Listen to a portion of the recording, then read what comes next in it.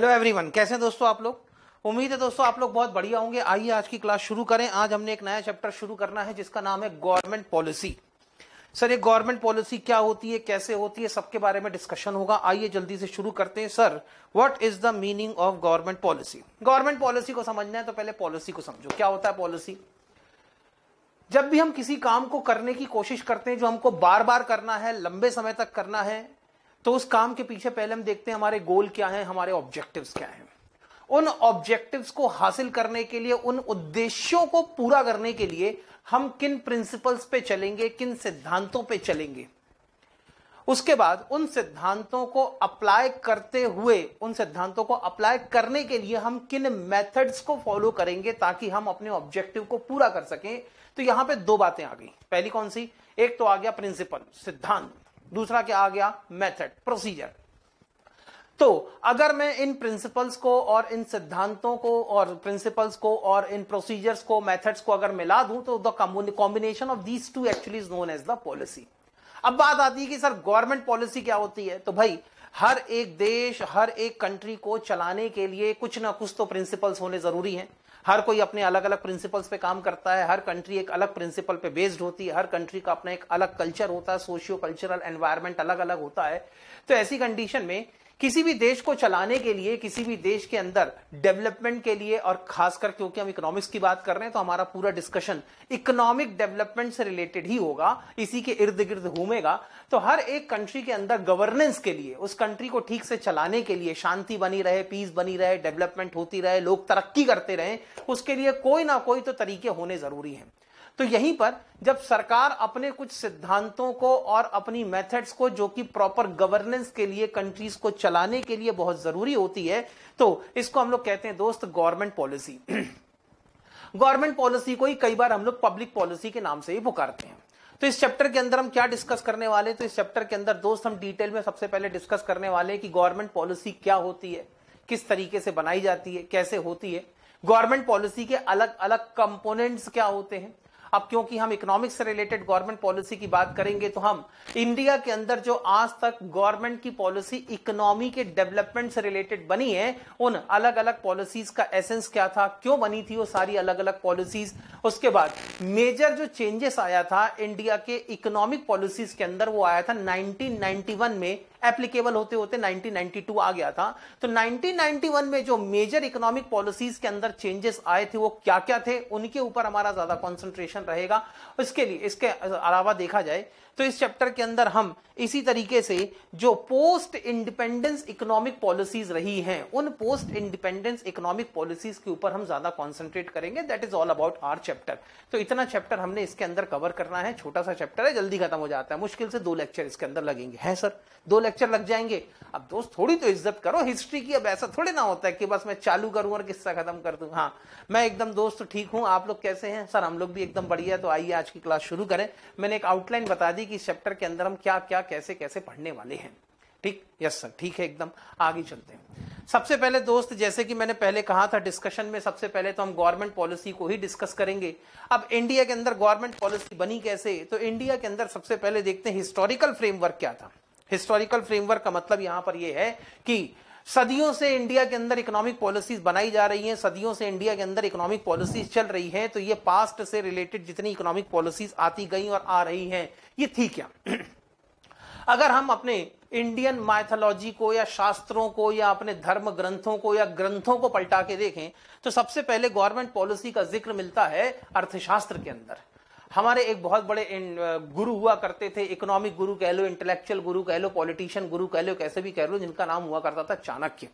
ठीक? तो हमारे एक बड़े इंटेलेक्चुअल गुरु थे, गुरु चाणक्य। उन्होंने एक बुक लिखी थी जिसका नाम था अर्थशास्त्र। अर्थशास्त्र के अंदर बहुत सारी इकोनॉमिक पॉलिसीज का जिक्र किया गया है। मतलब इनफैक्ट उन्होंने उस जमाने में उस बुक के अंदर गवर्नमेंट को किस तरीके से, सरकारों को, राजाओं को किस तरीके से टैक्स कलेक्ट करना चाहिए और उस टैक्स के पैसे को सरकार किस तरीके से खर्च करे, राजा महाराजा अपने शासन काल में किस तरीके से खर्च करें, उसकी बात की गई है। उस पूरी बुक के अंदर एक लाइन मुझे बड़ी पसंद आई थी, जो अक्सर मैं अपने स्टूडेंट के साथ में डिस्कस करता हूं, कि सरकार जब कभी लोगों से टैक्स ले तो टैक्स लेते समय उसका रवैया ऐसा होना चाहिए जैसे कि सूरज की गर्मी से पानी भाप बन के ऊपर उड़ता है, लोगों को दिखता नहीं है लेकिन फिर भी भाप बन के पानी उड़ता रहता है। गवर्नमेंट को भी टैक्स इसी तरीके से कलेक्ट करना चाहिए कि लोगों को पता ना चले कि हम टैक्स दे रहे हैं, थोड़ा थोड़ा करके इतना लो कि सबकी जेब पे भारी भी ना पड़े, उनको महंगा भी ना पड़े और अल्टीमेटली सरकार को अपने लिए सफिशिएंट रेवेन्यू भी जनरेट हो जाए। लेकिन पैसा कैसे सरकार को अपनी पब्लिक के ऊपर खर्च करना चाहिए, उसके लिए उन्होंने अपनी बुक में लिखा था कि जैसे बारिश का पानी आता है और लोगों को बारिश का पानी दिखाई देता है और उस तरीके से लोग अपने बारिश के पानी को यूज करके बेनिफिट लेते हैं, तो सरकार को इसी तरीके से टैक्स के पैसे को अपनी पब्लिक के ऊपर खर्च करना चाहिए ताकि सबको उसका इक्वल बेनिफिट मिल सके। और थोड़ा सा आगे बढ़ते हैं तो हमारी हिस्ट्री के अंदर अगले जो राजा थे वो थे Ashoka the great. Ashoka the great ने भी कई अपनी अलग अलग पॉलिसीज बनाई थी अपनी गवर्नेंस के लिए। मेन पॉलिसीज उनकी पीस और हार्मोनी से रिलेटेड थी। और थोड़ा आगे चलते हैं तो गुप्ता डायनेस्टी की बात होती है, गुप्ता वंशज की बात होती है। गुप्ता वंशों ने इंडिया के अंदर शासनकाल किया और इंडिया में कहीं ना कहीं इसको एक गोल्डन पीरियड भी कहा जाता है। गोल्डन पीरियड इसीलिए कहा जाता है क्योंकि इसी समय में कहीं ना कहीं ट्रेड के लिए, बिजनेस के लिए, इकोनॉमी के लिए, टैक्सेस से रिलेटेड, ट्रेड से रिलेटेड, लोगों के वेलफेयर से रिलेटेड और खासकर युद्धों से रिलेटेड, युद्ध के लिए कितना सफिशिएंट फंड होना चाहिए, किस तरीके से युद्ध नीति बनना चाहिए, वॉरफेयर के लिए गुप्ता डायनेस्टी के समय बहुत सारी अलग अलग गवर्नेंस के लिए अलग अलग पॉलिसीज बनी थी। इसलिए कहीं ना, और गुप्ता डायनेस्टी के समय इंडिया के अंदर बहुत जबरदस्त इकोनॉमिक डेवलपमेंट हुआ था, इसलिए इंडिया में गुप्ता एम्पायर को हम लोग गोल्डन पीरियड के नाम से पुकारते हैं। तो यहां पर भी शासन काल में या उनके रूरल टाइम पे गवर्नेंस के लिए कई अलग अलग तरीके की पॉलिसी बनी। और थोड़ा आगे चलते हैं तो फिर थोड़ा सा जब हमारे कंट्री में मुगल शासक आ गए, जब मुगल शासकों ने हमारी कंट्री के ऊपर राज करना शुरू कर दिया, तो इसके अंदर भी एक मुगल शासक हुआ करते थे अलाउद्दीन खिलजी। हाँ, इनके ऊपर इनके ऊपर एक मूवी भी बनी थी। शायद वो मूवी के अंदर किसने तो रोल किया था, वो जो दीपिका पादुकोण की हस्बैंड है, क्या नाम है मुझे तो, रणवीर सिंह, पता नहीं क्या नाम है उसका, उसने भी काम किया था। हाँ, तो इन्होंने भी कई इकोनॉमिक पॉलिसीज या गवर्नेंस के लिए कुछ पॉलिसी बनाई थी, लेकिन इनकी पॉलिसीज के अंदर सबसे फेमस पॉलिसी जो थी वो थी स्ट्रिंजेंट टैक्स सिस्टम। इन्होंने बड़ा कड़ाई से एक टैक्स स्ट्रक्चर लागू किया था। इनफैक्ट तो उन्होंने एक ऐसा भी टैक्स एप्लीकेबल किया था जहां पर हिंदू जब कभी अपने धर्म स्थानों पे जाते थे दर्शन करने के लिए, पिलग्रिमेज पे जाते थे, तो जब भी कोई हिंदू अपने धर्म स्थानों पे जाएगा दर्शन करने के लिए तो उससे उसका टैक्स अलग से लिया जाएगा। ऐसे कई अलग अलग तरीके के इन्होंने टैक्स इंप्लीमेंट किए थे। सही थे या गलत थे, इस पे आप और मैं बहस नहीं करना चाहते, हम तो बात ये कर रहे हैं कि किस तरीके से अलग अलग लोगों ने अलग अलग गवर्नेंस के लिए पॉलिसीज एप्लीकेबल की थी। और थोड़ा आगे चलते हैं तो हमारे इंडिया में सबसे फेमस जो मुगल शासक हुए थे वो थे अकबर। अकबर द ग्रेट ने अपने गवर्नेंस के लिए कई अलग अलग पॉलिसीज इंप्लीमेंट की थी। उनमें सबसे इंपॉर्टेंट पॉलिसी थी लैंड रिफॉर्म। उनके दरबार के अंदर एक मंत्री हुआ करते थे टोडरमल।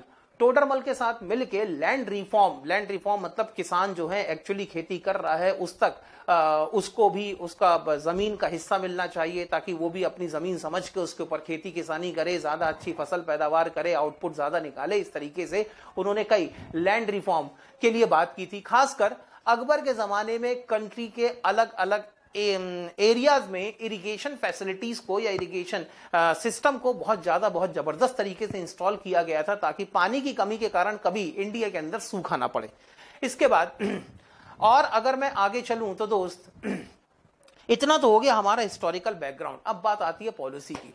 तो पॉलिसी का मतलब क्या? पॉलिसी का मतलब जैसे मैंने आपके पहले भी समझाया था, the policy that means it is the course of action, it is the principal.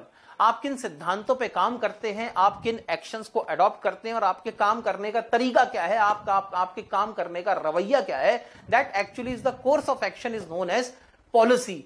और जब कभी गवर्नमेंट, सरकारें अपने आप को चलाने के लिए, कंट्री के अंदर गवर्नेंस के लिए इस तरीके से अलग अलग पॉलिसीज बनाना शुरू करें, सरकार के पास में अलग अलग एरिया, अलग अलग रीजन से अलग अलग खबरें आती हैं, हर जगह का स्ट्रक्चर कैसा है सरकार को ये पता चलता है। सरकार फिर ये देखती है कि किसके अंदर कहां कहां क्या क्या बुराइयां हैं, उन बुराइयों को दूर करने के लिए गवर्नमेंट अपनी पॉलिसी बना सकती है। कई बार गवर्नमेंट पब्लिक के वेलफेयर के लिए अलग अलग पॉलिसी बना सकती है।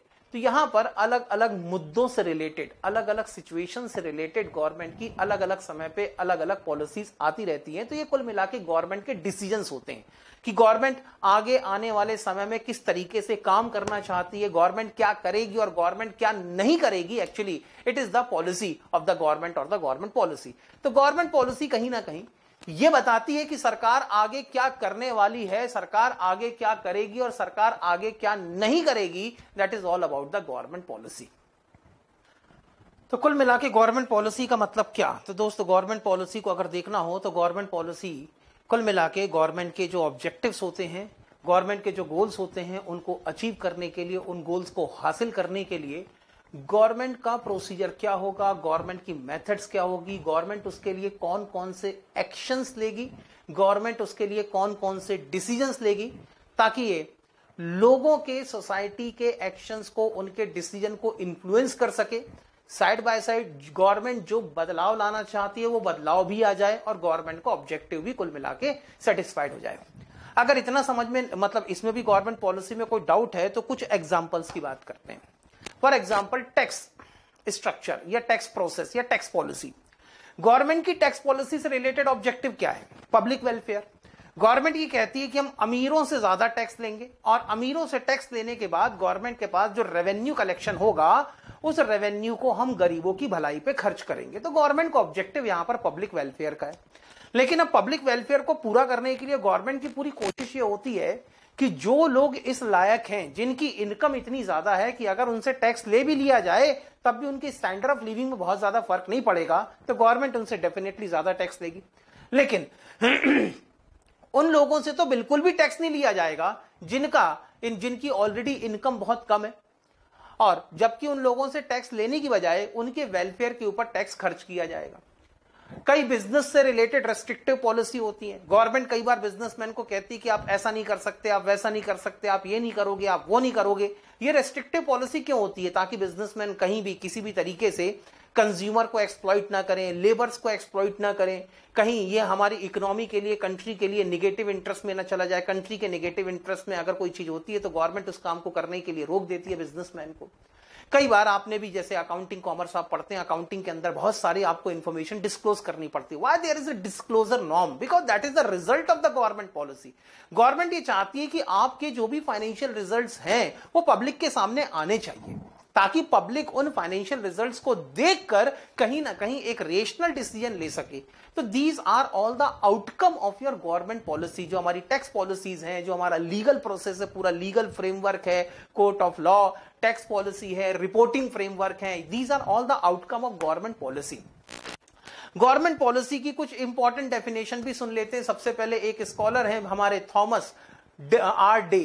थॉमस आर डे का सीधा सीधा कहना यह था कि गवर्नमेंट पॉलिसी कुल मिला के ये बताती है कि गवर्नमेंट क्या करेगी और गवर्नमेंट क्या नहीं करेगी। Public policy is whatever the government choose to do और नॉट टू डू। गवर्नमेंट क्या करेगी, क्या नहीं करेगी, गवर्नमेंट क्या चूज करती है, that is all about the public policy.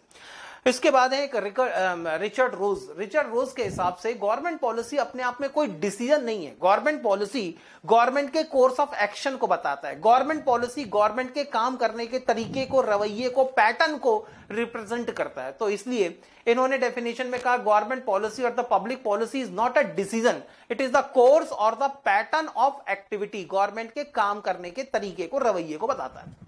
एक और हमारे स्कॉलर है, इन्होंने तो बड़ी डिटेल में गवर्नमेंट पॉलिसी की डेफिनेशन दे रखी है, कार्ल जे फ्रेडरिक। कार्ल जे फ्रेडरिक के हिसाब से गवर्नमेंट पॉलिसी कुल मिला के गवर्नमेंट का कोर्स ऑफ एक्शन है। गवर्नमेंट के कोर्स ऑफ एक्शन जो गवर्नमेंट के किसी एक आदमी ने लिया हो, या गवर्नमेंट के किसी ग्रुप ने लिया हो, या गवर्नमेंट के अंदर जो भी एक अवेलेबल ग्रुप है, जो एडमिनिस्ट्रेटिव डिपार्टमेंट है, उन्होंने जो भी एक डिसीजन लिया हो, या उनका जो प्रपोज्ड कोर्स ऑफ एक्शन है कि आगे वो किस तरीके से काम करने वाले हैं ताकि गवर्नमेंट अपने ऑब्जेक्टिव को सेटिस्फाइड कर सके। गवर्नमेंट अपने एफर्ट से, गवर्नमेंट जो चेंजेस, रेलेवेंट चेंजेस लाना चाहती है, वो चेंजेस को लाकर अपने एफर्ट से जो ऑब्जेक्टिव वो हासिल करना चाहती है उस ऑब्जेक्टिव को हासिल कर सके। तो that is ultimately what is the government policy. Government policy के लिए 3-4 बातें इंपॉर्टेंट है। सबसे पहले गवर्नमेंट के अपने कुछ ऑब्जेक्टिव्स हैं, उन ऑब्जेक्टिव्स को पूरा करने के लिए गवर्नमेंट किन प्रिंसिपल्स पे चलेगी और गवर्नमेंट के काम करने का तरीका क्या होगा, what the method should be adopted for achieving those objective is known as the government policy. But that is all about the government policy. इससे ज्यादा गवर्नमेंट पॉलिसी के अंदर कुछ है नहीं, बड़ी सिंपल सी चीज होती है। जैसे आप अकाउंटिंग के अंदर अकाउंटिंग पॉलिसी कहते हैं ना, वैसे ही गवर्नमेंट की पॉलिसी भी होती है। आगे चलते हैं, गवर्नमेंट पॉलिसी को और डिटेल में समझना है, then we should go for the feature of government policy. Government policy का सबसे बड़ा फीचर, सबसे पहला फीचर और सबसे पहली जो कैरेक्टरिस्टिक्स है वो है दोस्त गोल ओरिएंटेड। गवर्नमेंट की जब भी कोई पॉलिसी आएगी, जब भी किसी भी तरह का कोई नोटिफिकेशन आएगा, किसी तरह की कोई पॉलिसी बनेगी, कानून बनेगा, किसी भी तरीके से कोई भी गवर्नमेंट पॉलिसी आपके पीछे आती है, तो उस गवर्नमेंट पॉलिसी के पीछे कहीं ना कहीं कोई ना कोई ऑब्जेक्टिव जरूर होता है। गवर्नमेंट अपने उन ऑब्जेक्टिव्स को हासिल करने के लिए इन पॉलिसीज को बनाती है, इस फ्रेमवर्क को डिजाइन करती है और उस पॉलिसी के अंदर जो लिखा हुआ है उसी के तरीके से अपने पैटर्न ऑफ एक्टिविटी को डिसाइड करती है। मोटे मोटे तौर पे देखा जाए तो गवर्नमेंट का ऑब्जेक्टिव हमेशा और हमेशा पब्लिक वेलफेयर का होता है। गवर्नमेंट का ऑब्जेक्टिव किसी एक पर्टिकुलर फील्ड के डेवलपमेंट से रिलेटेड हो सकता है। तो यहां पे कहीं ना कहीं गवर्नमेंट पॉलिसी सीधे सीधे तौर पे गवर्नमेंट के जो प्रोग्राम्स हैं उनको एक्सप्लेन करती है। फॉर एग्जाम्पल, गवर्नमेंट ने अभी रिसेंटली एक पॉलिसी आई है, मतलब अभी ये प्रपोजल गया है आरबीआई के सामने कि एटीएम के चार्जेस बढ़ा देने चाहिए। अब एटीएम के चार्जेस बढ़ाना तो सर कहीं से वेलफेयर एक्टिविटी नहीं हो सकती। हाँ, आम आदमी के लिए अगर एटीएम के चार्जेस बढ़ जाए तो जितनी बार वो एटीएम को यूज करेगा, एटीएम कार्ड को यूज करेगा, उसको पहले से ज्यादा चार्जेस देने पड़ेंगे। I agree with this. लेकिन आप ये भी तो सोचो कम से कम कि एटीएम चार्जेस अभी इतने कम हैं, इतने सारे एटीएम्स खुले हुए हैं, तो बैंकों को कितना लॉस हो रहा है। और इसका दूसरा बड़ा ऑब्जेक्टिव क्या है, अब वो सुनो। इसका दूसरा बड़ा ऑब्जेक्टिव ये है कि गवर्नमेंट ये चाहती है कि अब ये एटीएम से कैश निकाल के कैश ट्रांजैक्शंस लोग कम करें और जो ऑनलाइन ट्रांजैक्शन है, ऑनलाइन पेमेंट के ट्रांजैक्शन है, उसकी तरफ लोग ज्यादा डाइवर्ट हों, ताकि जो भी लेन देन का मामला है कम से कम गवर्नमेंट के पास उसकी पूरी इंफॉर्मेशन आ चुके। तो अल्टीमेटली यहां पे कहीं ना कहीं अगर बैंक कहती है कि हम अपने अगर गवर्नमेंट कहती है कि हमारे जितने सरकारी बैंक है वो पहले से ज्यादा ब्रांचेस खोलेंगे, so that is the part of their government policy, that represent the pattern of activity. और उसके पीछे ऑब्जेक्टिव क्या है, ज्यादा ब्रांचेस खुलेगी, ज्यादा लोगों को बैंकिंग फैसिलिटी मिलेगी, तो ज्यादा फाइनेंशियल डिस्ट्रीब्यूशन इक्वल होगा इंडिया के अंदर। That is the first feature, the goal oriented. The second feature of the government policy is it is the result of the collective action. Results of collective action का मतलब government policy कभी एक आदमी नहीं बनाता। Government policy कहीं ना कहीं गवर्नमेंट की जितनी अलग अलग फंक्शनरीज हैं, जितने अलग अलग डिपार्टमेंट्स हैं, या उन डिपार्टमेंट्स के अंदर काम करने वाले जो लोग हैं, सबसे पहले तो वो सब मिलकर गवर्नमेंट पॉलिसी को बनाते हैं। अब गवर्नमेंट पॉलिसी सिर्फ बना लेने से ही काम नहीं हो जाता, आपको गवर्नमेंट पॉलिसी बनाने के बाद उसको इफेक्टिवली इंप्लीमेंट भी करना है। और इफेक्टिव इंप्लीमेंटेशन इसीलिए जरूरी है ताकि उस पॉलिसी से जो रेलेवेंट ऑब्जेक्टिव हम हासिल करना चाहते हैं वो रेलेवेंट ऑब्जेक्टिव हासिल कर सके। तो दोस्त, सिर्फ गवर्नमेंट पॉलिसी बना देने से ही काम नहीं होगा, उसका इफेक्टिव इंप्लीमेंटेशन के बाद जो आउटकम आना चाहिए, जिस तरीके से काम होना चाहिए, इसमें सबका सपोर्ट लगेगा, इसमें सबकी इन्वॉल्वमेंट होनी चाहिए। जब तक इसमें सबकी इन्वॉल्वमेंट नहीं होगी तब तक वो ऑब्जेक्टिव्स हासिल नहीं होंगे जिन ऑब्जेक्टिव्स के लिए इन गवर्नमेंट पॉलिसी को बनाया गया है।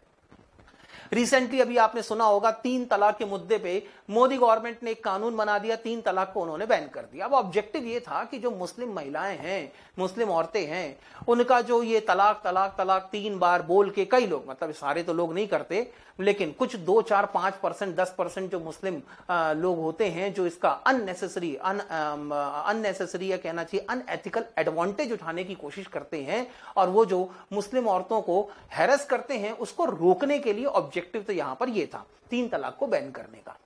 लेकिन वो ऑब्जेक्टिव तब तक हासिल नहीं हो सकता जब तक किसी भी मुस्लिम फीमेल गवर्नमेंट के सामने जाके कंप्लेंट नहीं करती कि इसने अननेसेसरी तरीके से, अनएथिकल तरीके से, अनकल्चरल तरीके से मुझे 3 तलाक देके मुझे अपने घर से बाहर कर दिया। भाई उसको भी तो ऑब्जेक्शन उठाना पड़ेगा, गवर्नमेंट के सामने कंप्लेंट तो करनी पड़ेगी, कोर्ट में जाके, पुलिस में जाके उसको भी तो केस फाइल करना पड़ेगा। उसी के बाद गवर्नमेंट कोई रेलेवेंट एक्शन ले सकती है। So it is a combined effort, it is a collective effort, किसी एक आदमी से काम नहीं हो जाता।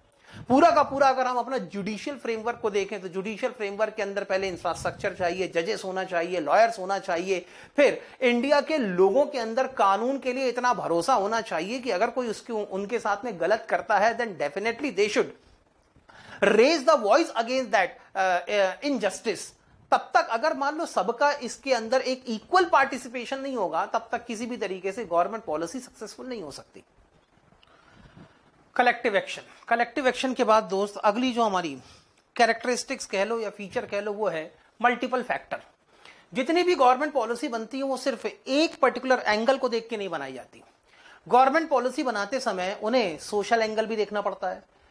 इंडिया जैसे एक बड़ी वर्सटाइल कंट्री है, अलग अलग कल्चर के लोग रहते हैं, अलग अलग एजुकेशन बैकग्राउंड, कास्ट, रेसेस के लोग रहते हैं, तो इन्हें सोशल बैकग्राउंड भी देखना होगा, इन्हें कल्चरल बैकग्राउंड भी देखना पड़ता है, कई बार रिलीजियस इफेक्ट इसके क्या हो सकते हैं वो देखना पड़ता है। फिर सबको अपनी सरकार चलानी है तो नेताओं को पॉलिटिकल फैक्टर भी चेक करने पड़ते हैं। तो they are always the multiple factor involve in making of any of the government policy. Therefore, the next characteristics of the government policy can be considered as a multiple factor. अब India जैसी pluralistic economy के अंदर, multiple facet वाली economy के अंदर government policy बनाते समय सरकार को बहुत सारी बातें सोचना भी पड़ती हैं। जैसे आपने देखा होगा कोरोना एपिडेमिक के समय एकदम से इंडिया में लॉकडाउन नहीं लगाया गया। कोरोना एपिडेमिक के समय सबसे पहले उन्होंने एक दिन का लॉकडाउन लगाया, मतलब एक दिन का पब्लिक से रिक्वेस्ट की कि हम ये कोई लॉकडाउन नहीं लगा रहे हैं, आप अपने घरों के बाहर मत निकलिए एक दिन के लिए। एक दिन तक लोग वाकई में अपने घर के बाहर नहीं निकले तो फिर गवर्नमेंट ने 2-3-4 दिन का ब्रेक दिया, फिर एक दिन का लॉकडाउन लगाया, मतलब कुछ घंटों का लॉकडाउन लगाया, फिर धीरे धीरे करके 15 दिन का लॉकडाउन लगाया, फिर उसके बाद उसको 15 दिन के लिए और बढ़ाया। क्योंकि अल्टीमेटली गवर्नमेंट देखना चाहती थी कि वाकई में हम ये जो लॉकडाउन लगा दे रहे हैं और कोरोना एपिडेमिक को लोग सीरियसली लेते हैं या नहीं लेते हैं, और लोगों की तरफ से अगर मान लो इसका कुछ अपोजिट रिएक्शन आता है तो how that opposite reaction can be cartel, ये सब चीजें गवर्नमेंट को देखनी थी। इसीलिए इस तरीके से शायद मुझे ऐसा लगता है कि इस तरीके से ये लॉकडाउन लगाया गया होगा। उसके बाद कई और एग्जाम्पल भी हैं। फॉर एग्जाम्पल ट्रेनों के अंदर अक्सर आपने देखा होगा एक लेडीज कंपार्टमेंट होता है। अब लेडीज कंपार्टमेंट क्यों होता है? क्योंकि भाई इंडिया के अंदर वैसे भी औरत और आदमियों के बीच में डिफरेंस होना जरूरी है। औरतों को ज्यादा कंफर्टेबल करने के लिए, उनकी सोशल सिक्योरिटी के लिए यहाँ पर एक अलग से कंपार्टमेंट लगाया जाने लगा, लेडीज कंपार्टमेंट लगाया जाने लगा। So government policies are always affected by the multiplicity of the factor. Next one is the government policy का अगला जो फीचर है। अब क्योंकि गवर्नमेंट पॉलिसी है तो इसको ड्राइव भी कौन करेगा, इंप्लीमेंट भी कौन करवाएगा? गवर्नमेंट इंप्लीमेंट करवाएगी। तो अल्टीमेटली गवर्नमेंट पॉलिसी एक्चुअली ये बताती है कि गवर्नमेंट क्या करने वाली है और गवर्नमेंट क्या नहीं करने वाली है। तो यहां पर गवर्नमेंट पॉलिसी बनाते समय गवर्नमेंट अपने सारे जो अलग अलग एडमिनिस्ट्रेटिव डिपार्टमेंट्स हैं, उनके जो डिफरेंट एडमिनिस्ट्रेटिव सिस्टम्स हैं, उन सारे डिफरेंट एडमिनिस्ट्रेटिव सिस्टम को गवर्नमेंट एक जगह पे पहले इकट्ठा करती है, उन सबको मिलाती है और उन सबसे कौन कौन से एफर्ट लिए जा सकते हैं उन सारे एफर्ट्स को वो कंबाइन करना शुरू करती है। और कई बार ये भी होता है कि गवर्नमेंट पॉलिसी का इंपैक्ट गवर्नमेंट कई जगह अलग अलग तक लेके जा सकती है। फॉर एग्जाम्पल आपने देखा होगा आधार कार्ड।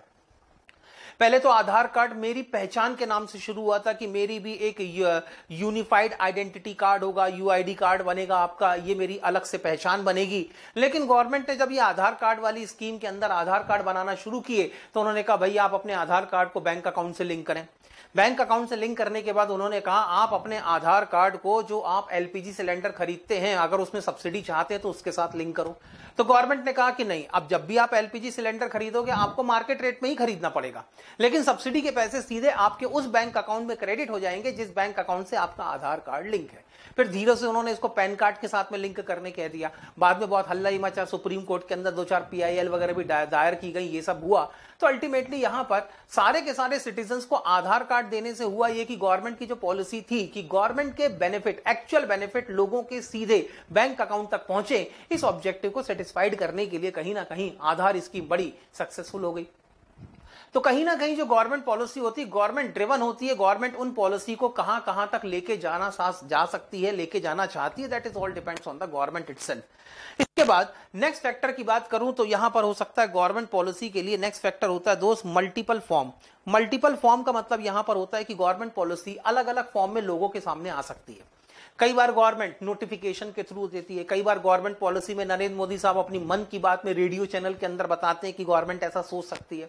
तो कई बार ये नोटेशनल, मतलब कि कई बार ये नोटिफिकेशन के फॉर्म में आती है, कई बार ऑर्डिनेंस के फॉर्म में, कई बार बिल के फॉर्म में, कई बार लॉ के फॉर्म में, कई बार क्या कहना चाहिए इंस्ट्रक्शन, कई बार सर्कुलर के फॉर्म में गवर्नमेंट पॉलिसी लोगों के सामने आती है। तो ऐसी कंडीशन में अलग अलग इसके अलग अलग फॉर्म हो सकते हैं। एग्जाम्पल में reform in the dowry act, divorce act, Hindu succession law etcetera are all the example of law and amendment due to socio cultural factor.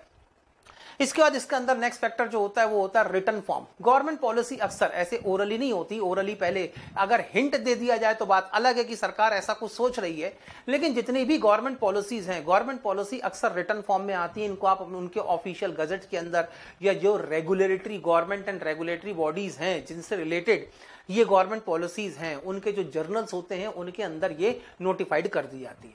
इसके अंदर जो अगला कैरेक्टरिस्टिक्स है, फीचर है, वो है जनरल गाइडेंस। अगर हम लोग गवर्नमेंट पॉलिसी की बात करें तो गवर्नमेंट पॉलिसी जनरल गाइडेंस की जैसे होती है, लोगों को ये बताती है कि आपको किसी काम को इस तरीके से करना है, आपको किसी काम को किस तरीके से नहीं करना है। भाई आप अगर सिगरेट पीना चाहते हैं तो अपने घरों के अंदर कमरे में बैठ के चुपचाप आराम से सिगरेट पिए, हमें कोई तकलीफ नहीं है, लेकिन पब्लिक प्लेस में सिगरेट पीना मना है, रेस्ट्रिक्टिव पॉलिसी है। अगर पब्लिक प्लेस में सिगरेट पीते हुए पाए गए तो 500 रुपए का आपको जुर्माना लग जाएगा। तो कहीं ना कहीं ये डायरेक्टिव्स होती हैं, कहीं ना कहीं ये डायरेक्टिव्स होती है, मतलब गवर्नमेंट बता देती है कि भाई आपको ऐसा करना है। आपको डिटेल इंस्ट्रक्शंस नहीं होती उसके अंदर। डिटेल इंस्ट्रक्शन के मतलब अगर आप सिगरेट पी रहे हो तो इतनी सिगरेट पीने के बाद ही आपको फाइन लगेगा, ऐसा कुछ नहीं है यहाँ पर। तो कहीं ना कहीं एक जनरल गाइडेंस की जैसी होती है जो लोगों को गाइड करने के लिए होती है कि अपनी डे टू डे एक्टिविटी को परफॉर्म करते समय, या गवर्नमेंट डिपार्टमेंट्स एडमिनिस्ट्रेटिव डिपार्टमेंट के लिए होता है कि वो अपनी एक्टिविटीज को परफॉर्म करते समय किन डायरेक्टिव्स को फॉलो करेंगे, इसी तरीके से होती है। That is a general guidance. इसके बाद अगला जो फीचर हो सकता है गवर्नमेंट पॉलिसी का दोस्त, वो है पॉजिटिव और नेगेटिव। कई बार गवर्नमेंट पॉलिसी पॉजिटिव सेंस में देखी जाती है। पॉजिटिव सेंस में देखने का मतलब जब गवर्नमेंट पॉलिसी इस तरीके से बनाई जाए जो ये बताए कि सरकार ये काम करना चाहती है, सरकार ये काम करने वाली है, तो उसको कहते हैं हम लोग positive policy, because there is an essence of doing something. तो वो पॉजिटिव सेंस में देखी जाती है। लेकिन कई बार गवर्नमेंट पॉलिसीज ऐसी ही बनती है जो किसी काम को करने से रोकती हैं। कई बार गवर्नमेंट ऐसी पॉलिसीज बनाती है जो लोगों को कुछ पर्टिकुलर कामों को करने से रोकती है, तो वहां पर गवर्नमेंट पॉलिसी को हम लोग कहते हैं it is a government policy in the negative sense. तो यहां पे गवर्नमेंट ये बताती है कि एक पर्टिकुलर एरिया में, एक पर्टिकुलर सब्जेक्ट में government is not going to take any decision और not going to take any action. तो ऐसी अगर कोई गवर्नमेंट पॉलिसी बनती है तो ये होती है government policy in the negative sense. इसके बाद और अगर आगे बढ़े तो गवर्नमेंट पॉलिसी का एक फीचर ये भी होता है कि गवर्नमेंट पॉलिसी अपने आप में बड़ी डायनामिक होती है और अपने आप में कंटिन्यूअस नेचर की होती है। सर ऐसा क्यों? भाई गवर्नमेंट पॉलिसी के अंदर कई अलग अलग फैक्टर्स इन्वॉल्व है। कोई भी गवर्नमेंट पॉलिसी कैसे बनेगी, तो किसी भी गवर्नमेंट पॉलिसी को बनने के लिए सबसे पहले देखा जाता है कि एक्चुअली प्रॉब्लम क्या है जिसका हमको एक सॉल्यूशन चाहिए। ऑब्जेक्टिव तो हो, और ऑब्जेक्टिव हमेशा कहां से निकल के आता है कि हमें ये हासिल करना है। That means we are some kind of issue, we are some kind of having the problem, जिसको ओवरकम करना हमारा एक ऑब्जेक्टिव हो सकता है। तो गवर्नमेंट पॉलिसी कहां से बनना शुरू होती है? प्रॉब्लम के आइडेंटिफिकेशन से बनना शुरू होती है। कोई पहले प्रॉब्लम आइडेंटिफाई की जाएगी। प्रॉब्लम आइडेंटिफाई करने के बाद दोस्त सबसे पहले पॉलिसी का इवैल्यूएशन किया जाएगा। पॉलिसी इवैल्यूएशन मतलब इस प्रॉब्लम को दूर करने के लिए हम क्या क्या कर सकते हैं, कौन कौन से ऑल्टरनेटिव हमारे पास में हैं। उनमें से जो बेस्ट ऑल्टरनेटिव है गवर्नमेंट उसको चूज करेगी। पॉलिसी इवैल्यूएशन के बाद बेस्ट ऑल्टरनेटिव चूज करने के बाद अब बनाई जाएगी पॉलिसी। जो बेस्ट ऑल्टरनेटिव गवर्नमेंट ने चूज किया है उसी के बेसिस पर एक डिटेल्ड पॉलिसी बनाई जाएगी।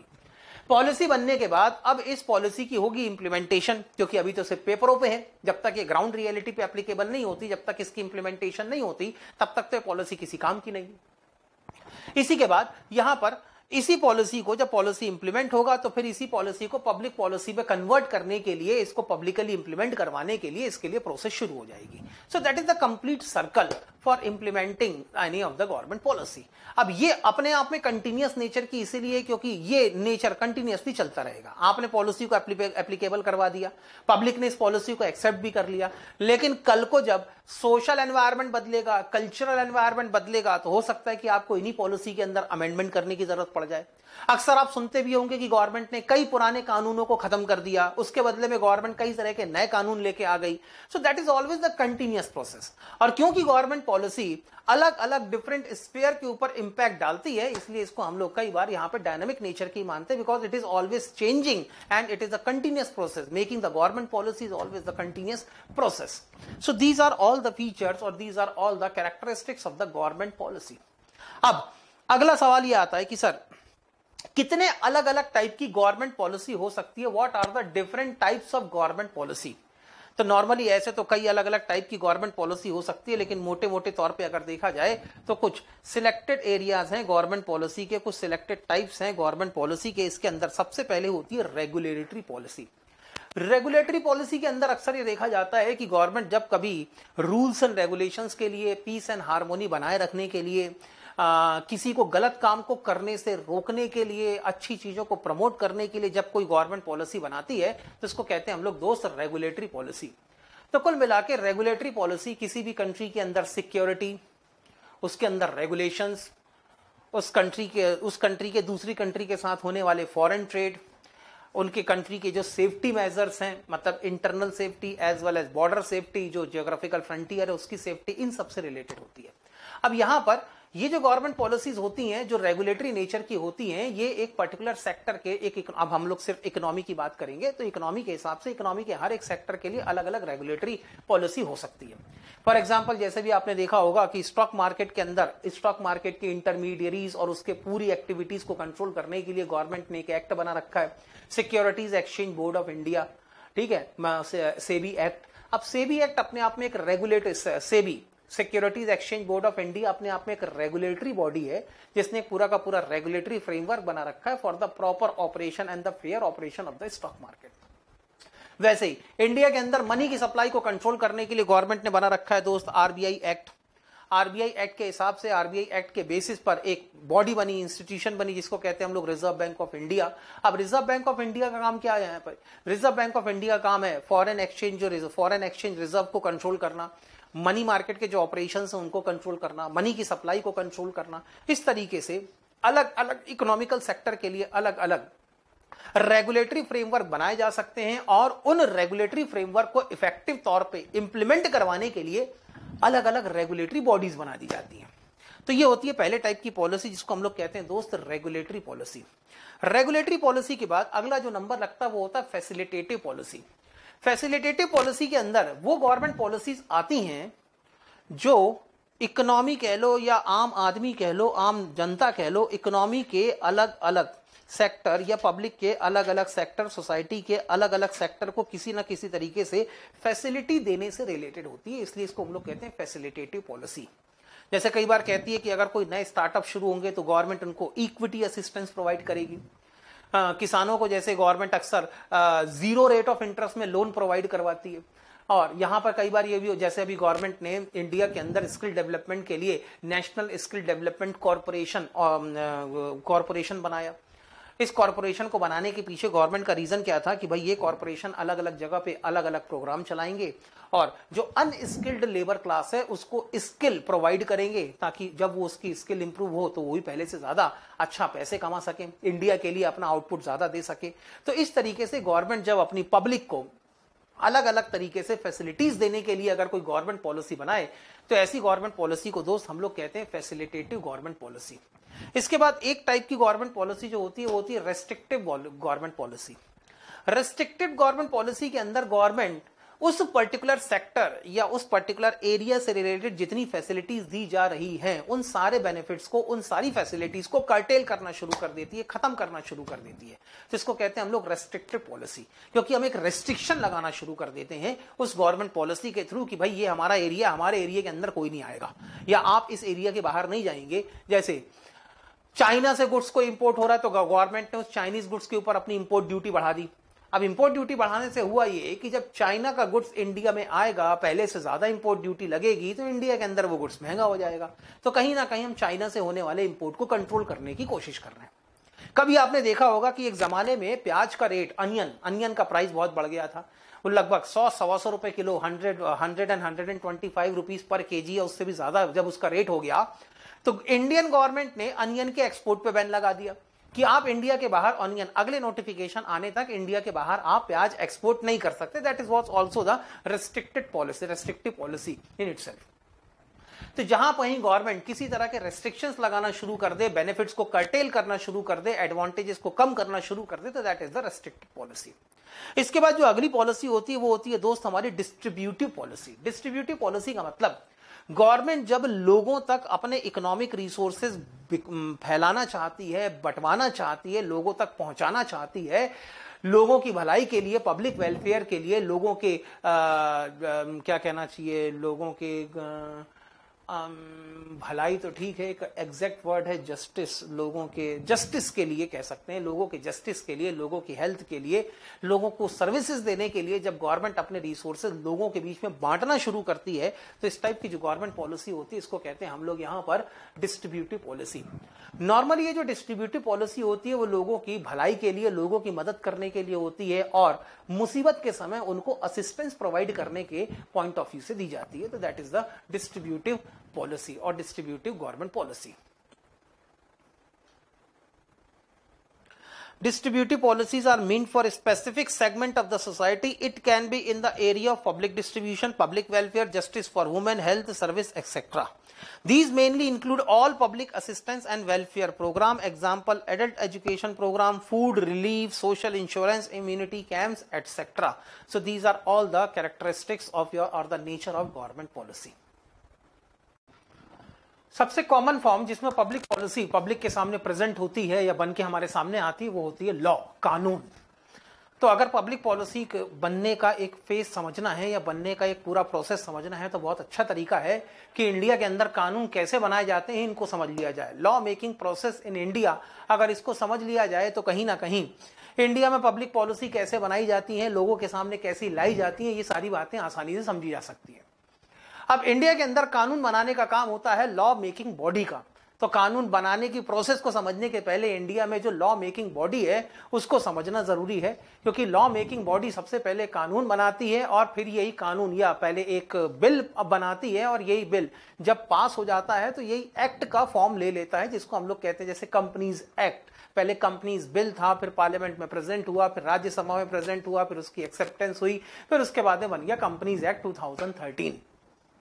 तो अगर इंडिया के अंदर कानून बनाने की प्रोसेस को समझना है तो सबसे पहले समझो law making body of India. अब इंडिया में जो कानून बनाने के लिए लॉ मेकिंग बॉडी है, इंडिया के अंदर जो स्ट्रक्चर है वो है quasi federal structure. Quasi federal structure मतलब कहीं ना कहीं ये आधा इधर बटा हुआ है, आधा उधर बटा हुआ है, इसलिए इसको हम लोग कहते हैं quasi federal structure. Quasi federal structure या लॉ मेकिंग बॉडी को समझना है तो इसके लिए समझना जरूरी है कि इंडिया में दो अलग अलग लेवल पे अलग अलग तरीके से कानून बनाए जाते हैं। यानी एक तो सेंट्रल लेवल पे कुछ कानून बनाए जाएंगे और दूसरा स्टेट लेवल पे कानून अलग बनाए जाएंगे। सेंट्रल लेवल पे कानून बनाने का मतलब है यहां पे कानून बनाने की जिम्मेदारी होगी यूनियन ऑफ इंडिया की, यानी जो क्या कहते हैं हमारे जो प्रधानमंत्री और उनकी जो कैबिनेट होती है ना, सेंट्रल कैबिनेट, तो वो कैबिनेट की बनाने की जिम्मेदारी होती है, तो ये होती है सेंट्रल बॉडी। लेकिन स्टेट से रिलेटेड, स्टेट को मेंटेनेंस, स्टेट की सिक्योरिटी, स्टेट को चलाने और उसकी गवर्नेंस से रिलेटेड जो कानून बनाते हैं उसको वो काम, उन कानूनों को बनाने का काम होता है स्टेट लेवल कमेटी का या स्टेट लेवल का। अगर मैं सेंट्रल लेवल की बात करूं तो सेंट्रल लेवल जो कानून बनाती है वो सारे के सारी कंट्री के ऊपर एप्लीकेबल होता है, पूरे देश के लिए कानून बनाया जाता है। लेकिन जो एक स्टेट कानून बनाती है वो स्टेट उस पर्टिकुलर स्टेट के लिए ही एप्लीकेबल होता है। फॉर एग्जांपल अगर आज महाराष्ट्र गवर्नमेंट या एमपी गवर्नमेंट या यूपी गवर्नमेंट बिल पास कर दे कि हमारा फाइनेंशियल ईयर 1 जनवरी से शुरू होगा, तो अल्टीमेटली वो उसी स्टेट के लिए एप्लीकेबल होगा, it will not be applicable to whole of the India. अब जो सेंट्रल लेवल पे कानून बनते हैं जो सारी की सारी ओवरऑल होल कंट्री के लिए होते हैं, इन कानूनों को बनाने के लिए बॉडीज कौन सी हैं? तो सेंट्रल लेवल पे कानून जो बनते हैं उनके लिए पहले बॉडी जो है वो दो अलग अलग बॉडीज हैं, एक है लोकसभा और एक है राज्यसभा। लोकसभा को हम लोग कहते हैं हाउस ऑफ द पीपल और राज्यसभा को हम लोग कहते हैं काउंसिल ऑफ द स्टेट। जो हम लोग एमपी सिलेक्ट करते हैं ना, जो हर 5 साल में चुनाव होते हैं, जहां पे नरेंद्र मोदी साहब, नरेंद्र मोदी जैसे प्राइम मिनिस्टर और क्या कहना चाहिए हमारे मनमोहन सिंह साहब जैसे प्राइम मिनिस्टर इलेक्ट होते हैं, उसी के साथ में जो हमारे मेंबर ऑफ पार्लियामेंट सिलेक्ट होते हैं वो मेंबर ऑफ पार्लियामेंट मिलकर बनाते हैं हाउस ऑफ पीपल, और इसी को कहते हैं हम लोग पार्लियामेंट या लोकसभा। और इसी की एक सिस्टर कंसर्न होती है, इसको कहते हैं हम लोग राज्यसभा, इसको कहते हैं हम लोग काउंसिल ऑफ द स्टेट।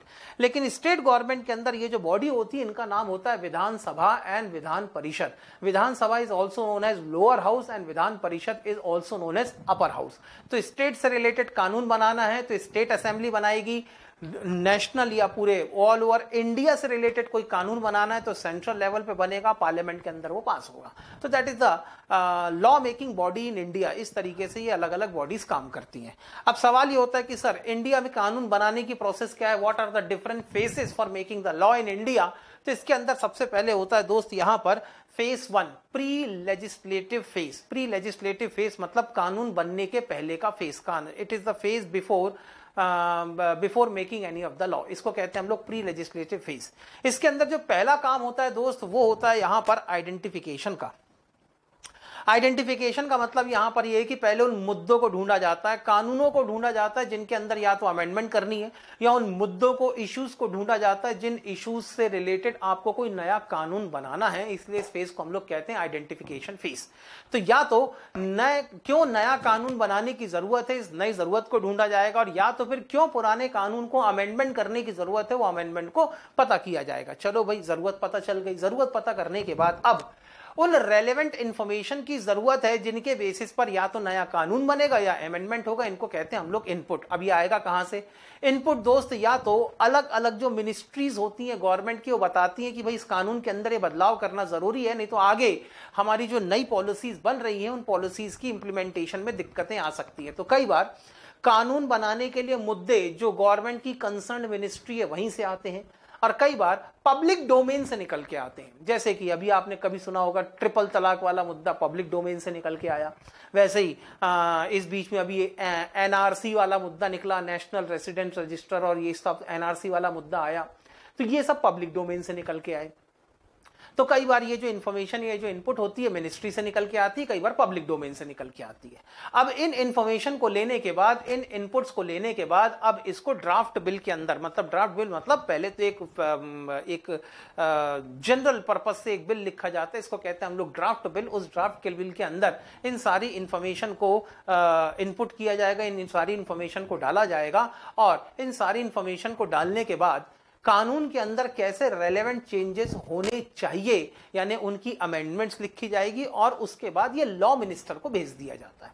ठीक, तो सबसे पहले तो हो गया यहां पर नए बिल की जरूरत पता करना, बिल के अंदर जो भी रिवीजन या अमेंडमेंट्स करने हैं, जो नया कानून बनाना है, उससे रिलेटेड इंफॉर्मेशन को गैदर करना, इकट्ठा करना, और उसके बाद में इन बिल को या इस इंफॉर्मेशन के बेसिस पे ड्राफ्ट बिल को तैयार करना। ड्राफ्ट बिल बन गया, बिल बनने के बाद ये लॉ मिनिस्ट्री के पास चला गया। लॉ मिनिस्ट्री के पास जाने के बाद अब ये जाता है कैबिनेट के पास। पहले कैबिनेट इसको अप्रूव करेगी। जैसे मोदी गवर्नमेंट ने भी अपनी कैबिनेट बना रखी होगी, उसके अंदर अलग अलग मिनिस्ट्रीज होंगी, उन मिनिस्ट्रीज के मिनिस्टर होंगे, तो दैट इज द कैबिनेट। तो पहले बिल जाएगा कैबिनेट के पास उसकी अप्रूवल के लिए। तो जब तक कैबिनेट इसको अप्रूव ना करे तब तक तो कानून बनने का सवाल ही नहीं उठता। ठीक है सर, कैबिनेट ने अप्रूवल दे दी, कैबिनेट ने अप्रूवल दे दी, तो अब आ जाओ, अब आप आ जाते हैं फेज 2 पे। फेज 2 को हम लोग कहते हैं पासिंग ऑफ बिल। यहां पर आपका फाइनली बिल पास होने की कगार पे होता है, और एक बार अगर बिल पास हो जाए तो बहुत कुछ, ये एक्ट बनने के पास में पहुंच जाता है। अभी एक्ट नहीं बनता। अब सर बिल पास होने के लिए क्या होगा, कैबिनेट की जब इसको अप्रूवल मिलती है तब फिर उसके बाद बिल जाता है पार्लियामेंट में। Bill will introduce to the parliament. Parliament के अंदर फिर यहाँ पे जो कंसर्न डिपार्टमेंट, ये जो मिनिस्ट्री का जो कंसर्न डिपार्टमेंट है, वो कंसर्न डिपार्टमेंट इसी बिल को प्रेजेंट करेगा। इस बिल को प्रेजेंट करने के बाद यहाँ पर इस बिल से रिलेटेड डिमॉन्स्ट्रेशन दिया जाता है, मतलब वो अपना एक वक्तव्य देंगे, अपने विचार देंगे, वो बताएंगे कि बिल के अंदर क्या लिखा गया है, क्यों ऐसा अमेंडमेंट लाया गया है, इसके पीछे गवर्नमेंट की मंशा क्या है, गवर्नमेंट कौन से ऑब्जेक्टिव या गोल को हासिल करना चाहती है, किन इश्यूज को ध्यान में रख के बिल बनाया गया है, क्यों ये पब्लिक वेलफेयर के लिए बिल बनाया जाना जरूरी था। इस टाइप से पूरी क्लैरिफिकेशन यहां पर दी जाती है। क्लैरिफिकेशन देने के बाद फिर ये बिल चला जाता है सिलेक्ट कमेटी को, या तो फिर आप कह सकते हैं इसको ज्वाइंट कमेटी को। तो ये बिल चला जाएगा ज्वाइंट कमेटी को। ज्वाइंट कमेटी एक अलग से पार्लियामेंट की कमेटी होती है, जिसमें जो दोनों हाउसेज होते हैं, मतलब लोकसभा और राज्यसभा दोनों हाउसेज के कुछ सिलेक्टेड मेंबर मिलकर एक ज्वाइंट कमेटी बनाते हैं। उसके पास ये बिल रेफर करने के लिए चला जाता है फॉर द रेफरेंस, ताकि वो ज्वाइंट कमेटी इस बिल को अच्छे से पढ़े, इनके जितने क्लॉजेज हैं उनको बड़ा डिटेल में एनालाइज करे, और उसके बेसिस पर अपनी रिपोर्ट पार्लियामेंट के सामने प्रोड्यूस करे। अब ज्वाइंट कमेटी के पास बिल चला गया, ज्वाइंट कमेटी ने इसको पढ़ लिया, समझ लिया, समझने के बाद अल्टीमेटली उन्होंने अपनी रिपोर्ट बता दी। रिपोर्ट बनाने के बाद बिल वापस, वो रिपोर्ट भी पार्लियामेंट के अंदर प्रेजेंट हो जाती है। पार्लियामेंट के अंदर प्रेजेंट होने के बाद जो भी how person of the house होता है। पर्सन ऑफ द हाउस मतलब जो, अगर हम पार्लियामेंट की बात करें तो speaker will be considered as a person of the house. तो यहाँ पे जो भी प्रिसाइडिंग ऑफिसर होगा जैसे कि स्पीकर, वो प्रिसाइडिंग ऑफिसर को अगर कुछ ठीक नहीं लगता या ऐसा लगता है कि बिल थोड़ा झगड़े की विषय वस्तु बन सकता है या ऐसा लगता है कि यह बिल कहीं ना कहीं बड़ा कंट्रोवर्शियल हो सकता है, तब ऐसी कंडीशन में बिल को एक बार और रिव्यू करने के लिए यहां पर स्टैंडिंग कमेटी के पास बिल को यहां पे एक बार और भेजा जा सकता है। फिर स्टैंडिंग कमेटी फिर से अपनी एक रिवाइज रिपोर्ट वगैरह सब प्रेजेंट करेगी। अब इतना करने के बाद यहां पर अगर सब कुछ एग्री हो जाए, मेजोरिटी अगर इसके लिए तैयार हो, तब यहां पर बिल आपका पार्लियामेंट से पास हो जाएगा। सर बन गया कानून? अभी नहीं बना दोस्त, अभी तो बिल सिर्फ पार्लियामेंट से पास हुआ है। बिल पार्लियामेंट से पास होने के बाद अब यह जाएगा राज्यसभा में, क्योंकि दोनों हाउसेस से इसका पास होना जरूरी है। अभी तो सिर्फ पार्लियामेंट से पास हुआ है, पार्लियामेंट से बिल पास होने के बाद अब ये जाएगा राज्यसभा में। राज्यसभा में यानी जिसको हम लोग कहते हैं council of state, council of state से भी बिल का पास होना जरूरी है। ठीक है सर, अब बन गया कानून? नहीं, अभी भी काउंसिल ऑफ स्टेट से अगर बिल पास हो जाए तब भी ये कानून नहीं बना है। कानून बनता है ये तीसरी स्टेज में। इसके बाद आ जाओ फेज नंबर 3, जिसको कहते हैं हम लोग लेजिस्लेटिव फेज या प्रेसिडेंट या पोस्ट लेजिस्लेटिव फेज, या कई बार इसको कहते हैं हम लोग प्रेसिडेंट एसेंट। यहां पर आपको राष्ट्रपति जो हैं, प्रेसिडेंट हैं, उनकी एसेंट या उनकी हामी की जरूरत पड़ती है। ठीक, अब उनकी हामी क्यों? भाई प्रेसिडेंट जो होते हैं वो first person of the nation होते हैं। अल्टीमेटली बिना उनकी अनुमति के, बिना उनकी एसेंट के किसी भी बिल को आप एक्ट का दर्जा नहीं दे सकते। कोई भी बिल कानून नहीं बन सकता जब तक प्रेसिडेंट उसको एक्सेप्ट ना कर ले। तो यहां पर ये जो बिल की कॉपी होती है, जो लोकसभा और राज्यसभा मतलब पार्लियामेंट से और जो अपनी काउंसिल ऑफ स्टेट से पास हो गया है, उस बिल की एक कॉपी भेजी जाती है सबसे पहले लेजिस्लेटिव डिपार्टमेंट को। और ये लेजिस्लेटिव डिपार्टमेंट आता है ministry of law and justice के अंडर में। तो ministry of law and justice के अंडर में जो लेजिस्लेटिव डिपार्टमेंट आता है, उसके पास इस बिल की कॉपी भेजी जाएगी स्क्रूटिनी के लिए कि भाई किसी के अंदर कोई प्रिंटिंग एरर तो नहीं है, जहां कॉमा लगना चाहिए था वहीं कॉमा लगा है कि नहीं लगा, कोई टाइपोग्राफिकल एरर तो नहीं है, क्योंकि प्रेसिडेंट के सामने प्रेजेंट करने के पहले इसकी एक बार स्क्रूटिनी होनी जरूरी है। तो एक बार उनके पास में स्क्रूटिनी के चला गया। जब वो बिल की प्रॉपर स्क्रूटिनी हो गई, तब उसके बाद में ये बिल प्रेसिडेंट के सामने प्रेजेंट किया जाता है। अब जब ये बिल प्रेसिडेंट के सामने प्रेजेंट होगा, तब प्रेसिडेंट या तो बिल को सीधे सीधे पास कर दें, और अगर ऐसा भी होता है कि प्रेसिडेंट को उस बिल के किसी एक इंडिविजुअल पॉइंट से रिलेटेड कोई एडिशनल इंफॉर्मेशन की जरूरत है, तब वो कंसर्न गवर्नमेंट से उससे रिलेटेड एडिशनल इंफॉर्मेशन भी मांग सकते हैं। और उनको किसी एडिशनल क्लैरिफिकेशन की जरूरत है तो एडिशनल क्लैरिफिकेशन भी मांग सकते हैं। और अगर उनको ठीक नहीं लगता कि नहीं यार, इस पर्टिकुलर स्टेज में या जिस तरीके से बिल ड्राफ्ट किया गया है, इस ड्राफ्टेड बिल कंट्रोवर्शियल है, इसमें अभी इस तरीके से एसेंट नहीं दी जा सकती, आगे जाके बड़ी समस्या खड़ी कर सकता है, तो वापस ये बिल प्रेसिडेंट चाहे तो पार्लियामेंट को भेज सकते हैं फॉर देयर रिव्यू। यानी पार्लियामेंट में एक बार इसके ऊपर और बहस होनी चाहिए, एक बार और लड़ झगड़ के आपस में सलाह मशवरा करके देख लो कि भाई बिल का स्ट्रक्चर ठीक है कि नहीं है। तो प्रेसिडेंट के पास में इतनी पावर होती है कि चाहे तो बिना बिल को एसेंट दिए, अपनी कंसेंट दिए, अपनी हामी दिए वापस पार्लियामेंट को भिजवा दें। लेकिन अगर प्रेसिडेंट को सब कुछ ठीक लगता है तो फिर प्रेसिडेंट यहां पर अपनी एसेंट दे देते हैं, और जैसी प्रेसिडेंट की एसेंट मिल जाती है वैसे बिल नोटिफाइड हो जाएगा एज एन एक्ट। अब जाके कानून बनता है। तो इंडिया के अंदर जब कानून बनता है तो 3 अलग अलग फेसेस से होकर गुजरना पड़ता है। प्री लेजिस्लेटिव स्टेज जिसमें आइडेंटिफिकेशन होगी, ठीक है, लेजिस्लेटिव फेज जिसमें both the houses of parliament के बीच में बिल प्रेजेंट होगा, इसके ऊपर डिस्कशन होगा, बहस होगी, क्लैरिफिकेशन आएंगे, सब कुछ डिटेलिंग आएगी, रिपोर्ट वगैरह बनेगी, सब कुछ होगा। और उसके बाद पोस्ट लेजिस्लेटिव फेज जहां पर प्रेसिडेंट की इसको एसेंट लेनी पड़ती है, तब जाके कानून बनता है और लोगों के सामने आता है।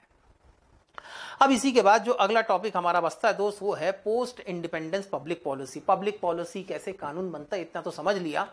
इंडिया के इंडिपेंडेंट होने के बाद जो इंडिया के अंदर पब्लिक पॉलिसीज बनना शुरू हुई, अब बात करेंगे हम उन पब्लिक पॉलिसीज की जो आफ्टर इंडिपेंडेंट एरा में इंडिया के अंदर बने। अब किसी भी कानून को या किसी पब्लिक पॉलिसी को समझने के पहले, क्योंकि मेरी जहां तक उम्मीद है और जहां तक मेरी नॉलेज है, जब इंडिया इंडिपेंडेंट हुआ था 1947 में, उस समय तो शायद आप पैदा भी नहीं हुए थे, क्योंकि उस समय तक तो मैं भी पैदा नहीं हुआ था। तब उस समय माहौल क्या था, उस समय स्ट्रक्चर क्या था, उस समय बैकग्राउंड क्या था, ये बिना सोचे समझे किसी भी चीज को समझना बड़ा मुश्किल हो जाएगा। क्योंकि उस समय के जो सोशल कंडीशंस थी, उस समय के जो कल्चरल कंडीशंस थी, उस समय के जो फाइनेंशियल कंडीशंस थी, बिना उनको समझे आगे ये समझ पाना बड़ा मुश्किल है कि उस दौर में क्यों ऐसी इकोनॉमिक पॉलिसी बनाई गई थी। आज के दौर में शायद ऐसा लग सकता है कि 1947 के समय जो इकोनॉमिक पॉलिसी बनी थी वो गलत थी, उसको ऐसा नहीं होना चाहिए था। लेकिन उस दौर की अगर आप हालातों को देखोगे, उस एरा के अंदर जो कंडीशंस थी, जो सिचुएशंस थी, अगर आप उनको डिटेल में समझोगे तो शायद आपको ये लगेगा कि उस समय जो बिल बने थे, उस समय जो पब्लिक पॉलिसीज बनी थी, वो एकदम उस समय के हिसाब से एकदम लॉजिकल थी, एकदम रेलिवेंट थी। तो आफ्टर इंडिपेंडेंस, मतलब मैं एग्जैक्टली 1947 के बाद की बात कर रहा हूं, आफ्टर 1947 के बाद कौन सी इकोनॉमिक पॉलिसी बनी, उनके ऑब्जेक्टिव क्या थे, इनको समझने के पहले 1947 के समय इंडिया में हालात कैसे थे, इसका एक बैकग्राउंड आपको समझना जरूरी है। तो सबसे पहले we are going to discuss about some little bit of the background of the Indian economy. Indian economy का सबसे पहला बैकग्राउंड में सबसे पहला तो फीचर यह था कि यहां पर गरीबी बहुत जबरदस्त थी।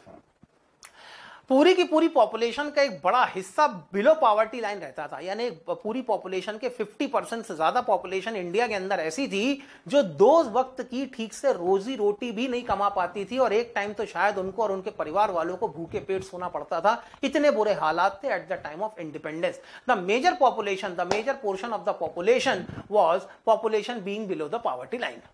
दूसरी जो इंडिया के अंदर सबसे बड़ा इशू था, जो इंडिया के सामने सबसे बड़ी प्रॉब्लम थी, वो ये थी कि 2/3 जो पॉपुलेशन थी, अप्रोक्सीमेटली 65 to 67% जो पॉपुलेशन थी, वो डायरेक्टली इनडायरेक्टली एग्रीकल्चर पे ही बेस्ड थी। अब एग्रीकल्चर पे पॉपुलेशन का डिपेंड होना गलत नहीं है, लेकिन एग्रीकल्चर से जो आउटपुट आता था उसके कंपैरिजन में जो इतनी बड़ी पॉपुलेशन एग्रीकल्चर में इन्वॉल्व है वो गलत थी। क्योंकि भाई एग्रीकल्चर वैसे ही आपके लिए लो इनकम प्रोड्यूस करती है, और जब लो इनकम प्रोड्यूस करती है और उसी सेक्टर में इतनी बड़ी पॉपुलेशन अगर डिपेंडेंट हो तो सबके हिस्से में कितनी इनकम आएगी, नहीं के बराबर, नॉमिनल इनकम आएगी।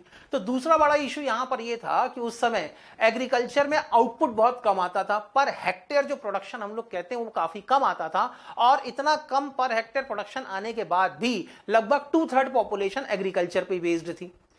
तीसरा इसके अंदर जो बड़ा इशू था वो ये था लो इंडस्ट्रियलाइजेशन। इंडिया के अंदर कोई इंडस्ट्रियल डेवलपमेंट उस समय था नहीं। पहले मतलब अंग्रेजों के आने के पहले, ब्रिटिशर्स के आने के पहले फिर भी इंडिया के अंदर थोड़ा बहुत इंडस्ट्रियल डेवलपमेंट था, लेकिन ब्रिटिशर्स ने अपने यूरोप के सामान को बेचने के चक्कर में इंडिया के अंदर जो थोड़ा बहुत इंडस्ट्रियल डेवलपमेंट था उसको भी उठा के कचरा कर दिया, उन्होंने खत्म कर दिया था। अगली जो प्रॉब्लम थी वो थी सेटबैक। कुछ हमारे साथ में जैसी हमें आजादी मिली वैसी हमारे साथ में कुछ निगेटिव चीजें भी हमको सौगात में मिल गई। फॉर एग्जाम्पल, आजादी के बाद में पार्टीशन हो गया, इंडिया अलग हो गया, पाकिस्तान अलग हो गया। अब दिक्कत ये आई कि इंडिया के अंदर जो कॉटन और जूट को रॉ मटेरियल यूज करके उसको कपड़े में या जूट की जो सामान है उनको कन्वर्ट करने की जो इंडस्ट्रीज थी वो तो इंडिया में रह गई, लेकिन इनके जो रॉ मटेरियल के सोर्सेस थे जहां पर वाकई में कॉटन और जूट उगाया जाता था और जो रॉ मटेरियल सप्लाई करती थी इन इंडस्ट्रीज को, वो सारे एरिया पाकिस्तान में चले गए। सिंध वाले एरिया में ज्यादा प्रोडक्शन होता था कॉटन का और जूट का, वो सारे एरिया चले गए पाकिस्तान में। अब दिक्कत यह है कि इंडस्ट्री तो इंडिया में है, लेकिन इनके लिए जो रॉ मटेरियल होना चाहिए था वो सारे सोर्सेस पाकिस्तान के पास में, तो अब ये इंडस्ट्रीज यहां पे कैसे सर्वाइव करें। चलो ये भी इकोनॉमिक फ्रंट में जो प्रॉब्लम थी वो भी हम एक बार सहन कर लेते, लेकिन उसके बाद एक बड़ा इशू ये था कि हमें इंडिया के बाहर दूसरी कंट्रीज से सिक्योरिटी थ्रेट मिलना शुरू हो गए। पाकिस्तान हमको आंखें दिखाना शुरू करने लगा, ठीक है, चाइना हमको आंखें दिखाना शुरू करने लगा। तो एक तो हमको इंडिया के बाहर से हमारी बॉर्डर को थ्रेट मिलना शुरू हो गया, और उसके बाद इंडिया में अंदर से भी थ्रेट मिलना शुरू हो गए। उस समय काफी दंगे वंगे भी हुए, काफी वहां पर जो सिक्योरिटी सिचुएशन थी इंडिया की उस समय काफी खराब भी हो गई, और इंडिया के अंदर धीरे धीरे करके जो रीजनलिस्ट टेंडेंसी डेवलप हो रही थी, रीजनलिस्ट टेंडेंसी का मतलब कश्मीर वालों को अपना अलग राज्य चाहिए, अपना अलग देश, इंडिपेंडेंट कश्मीर चाहिए। फिर पंजाब के अंदर एक खालसा राज्य की मांग उठने लगी, पंजाब के लोगों को, सिख लोगों को अपना खालसा राज्य, खालसा देश अलग से चाहिए। फिर उसके बाद तमिल लोगों को अपनी कंट्री अलग से चाहिए। तो ऐसी जो रीजनलिस्ट टेंडेंसी जो थी वो धीरे धीरे करके डेवलप होना शुरू हो गई आफ्टर इंडिपेंडेंस। पहले तो ये प्रॉब्लम आई, उसके बाद और प्रॉब्लम ये आई कि इंडिया के अंदर जो पॉपुलेशन ग्रोथ रेट था वो बहुत जबरदस्त था। हाई पॉपुलेशन ग्रोथ रेट, यानी आज अगर कोई मुझसे पूछे कि इंडिया की सबसे बड़ी प्रॉब्लम क्या है, तो दोस्त मैं तो इंडिया की सबसे बड़ी प्रॉब्लम में यही बोलूंगा कि सबसे बड़ी प्रॉब्लम है इतनी जबरदस्त इंडिया की पॉपुलेशन। हालांकि यही हमारे इकोनॉमी के लिए, हमारे कंपनीज के लिए, हम गुड्स एंड सर्विसेज बनाने वाली कंपनीज के लिए यही सबसे बड़ा वरदान भी है, क्योंकि यही इनके लिए सबसे बड़ा मार्केट भी क्रिएट करता है। लेकिन हाई पॉपुलेशन गवर्नमेंट की पॉलिसीज के इंपैक्ट को कम भी कर देता है। गवर्नमेंट की जितनी पॉलिसीज बनती है उसका जो एडवांटेज लोगों को मिलना चाहिए वो इतना डाइल्यूट हो चुका होता है, पॉपुलेशन के इतने बड़े हिस्से बढ़ चुका होता है कि गवर्नमेंट पॉलिसीज तो अच्छी बनाती है लेकिन उसका बहुत अच्छा बेनिफिट हमको मिल नहीं पाता। तो इंडिया के अंदर after independence population growth rate बहुत हाई था और इसी के साथ साथ जो नेशनल इनकम और पर कैपिटा इनकम थी इंडिया के अंदर वो लोगों की काफी कम थी, यानी लोगों के पास इतना पैसा ही नहीं होता था कि लोग 2 वक्त की रोजी रोटी ठीक से खा सकें। अब ऐसी पॉपुलेशन से उम्मीद करना कि यह पॉपुलेशन का एक बड़ा हिस्सा एंटरप्रेन्योर बन जाएगा और अपने पैसे इन्वेस्ट करके अपना बिजनेस शुरू कर देगा और इंडिया के अंदर इंडस्ट्रियल डेवलपमेंट लेके आ जाएगा, यह पूरी तरह से गलत भी था। उसके बाद एक जो इश्यू और भी था वो था हाई पॉवर्टी। अब जब इतने सारे ड्रॉबैक थे, इन सारे ड्रॉबैक का अल्टीमेट आउटकम क्या निकलने वाला था? सबसे पहले तो गरीबी बहुत ज्यादा थी और इंडिया के अंदर अनएम्प्लॉयमेंट बहुत ज्यादा थी। अनएम्प्लॉयमेंट ज्यादा होने का कारण भी ये था कि इंडिया की बड़ी पॉपुलेशन वैसी एग्रीकल्चर पे डिपेंडेंट थी। इंडिया के अंदर इंडस्ट्रियलाइजेशन था नहीं, इंडस्ट्रीज थी नहीं जो एम्प्लॉयमेंट जनरेट कर सकती थी। लोगों की इनकम लेवल कम थी तो इन्वेस्टमेंट भी कम होता था। इन्वेस्टमेंट कम होने के चक्कर में इंडस्ट्रियलाइजेशन या इंडस्ट्रियल डेवलपमेंट वैसे भी तेजी से नहीं हो सकता था। इसीलिए इंडिया के अंदर ये जो क्रोनिक अनएम्प्लॉयमेंट हम लोग कहते हैं, क्रोनिक अनएम्प्लॉयमेंट भी बहुत ज्यादा थी। सो दीज वर, अब आप इसको प्रॉब्लम कह लो या आप इसको एज अ बैकग्राउंड कह लो, but that was the scenario at the time of post independence. यानी 1947 के बाद अगले 2-4-5 साल तक तो यही सिनेरियो रहा। अब इन सब प्रॉब्लम को फेस करते हुए, इन सारे इश्यूज को सामने रखते हुए गवर्नमेंट को यहां पर अपनी कुछ गवर्नमेंट पॉलिसी बनानी थी। अब सवाल यह था कि सबसे पहले इंडिया को चाहिए इकोनॉमिक डेवलपमेंट।